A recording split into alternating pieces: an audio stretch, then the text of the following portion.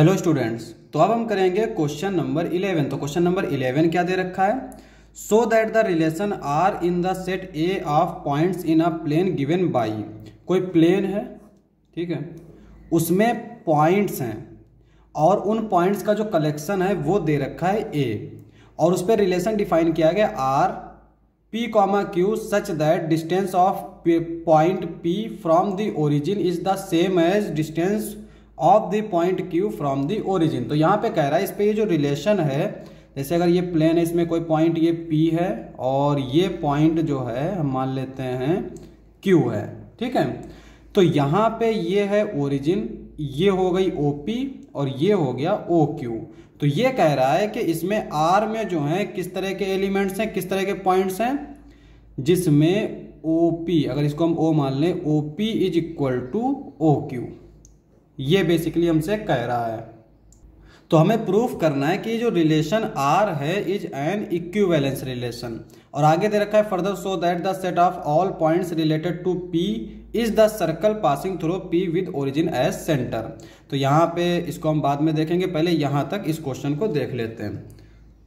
अब यहाँ पे जो हमारा आर दे रखा है P comma Q such that distance of P from the origin is same as distance of point Q from the origin. इस पूरी लैंग्वेज को हम लोग ऐसे लिख सकते हैं, OP is equal to OQ, और जहां पे O जो है वो ओरिजिन है, ठीक है।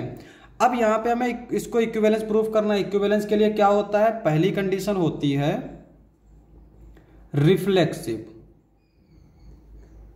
रिफ्लेक्सिव होना चाहिए। रिफ्लेक्सिव क्या होता है? For all a belongs to a comma A belongs to R. A के हर एक एलिमेंट के लिए ए कॉमा ए आर में होना चाहिए। दूसरी कंडीशन क्या है? Symmetric.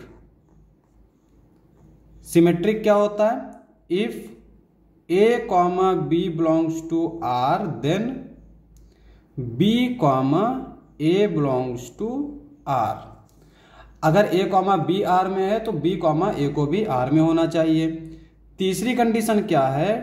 Transitive. If A comma B belongs to R and B comma C belongs to R, this implies that A comma C belongs to R, ठीक है। ये हो गया ट्रांजिटिव। तो यहां पे हम पहली कंडीशन से स्टार्ट करते हैं, रिफ्लेक्सिव से। तो यहां पे हम एक एलिमेंट ले लेते हैं P belongs to A।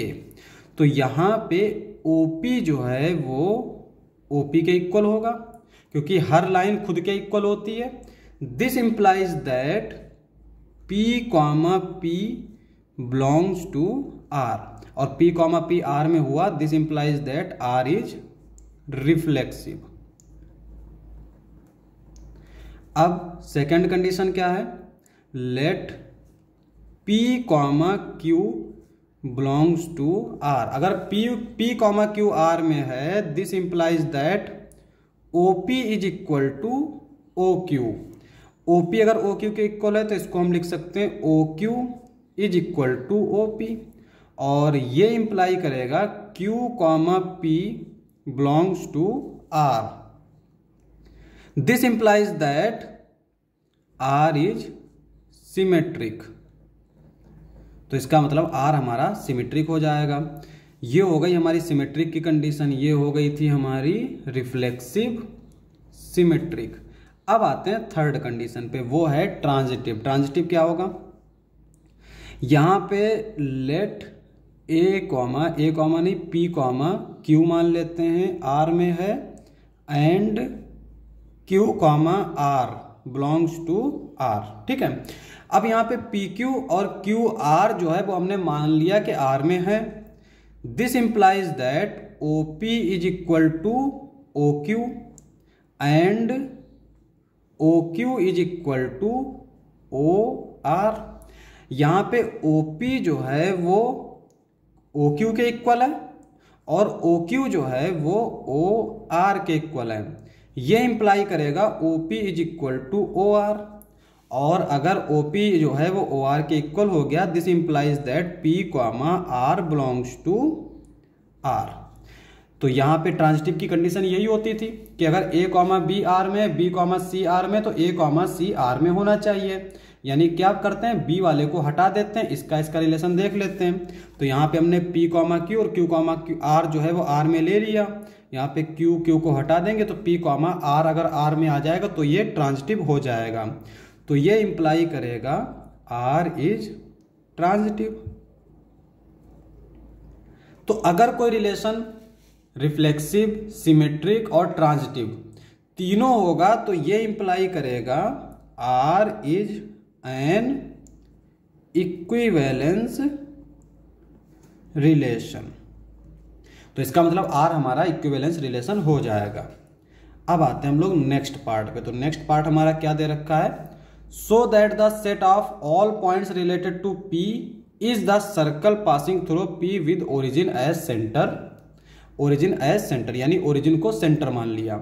Origin क्या है हमारा 0, 0। अब हम क्या करते हैं, एक पॉइंट ले लेते हैं Q और इसको मान लेते हैं x, y। और जो Q है वो हमारा रिलेटेड है, रिलेटेड टू P। ठीक है, यानी रिलेटेड टू P का मतलब OP जो है वो OQ के इक्वल होगा। ठीक है, अब यहाँ पे हम ले लेते हैं एक सर्कल, रफली ड्रॉ कर लेते हैं इस तरह से। ये एक पॉइंट है, ओरिजिन इसको हमने मान लिया। ये हमारा एक पॉइंट है जिसको हमने Q मान लिया और ये है x, y। हम मान लेते हैं कि ये जो डिस्टेंस है ये है R।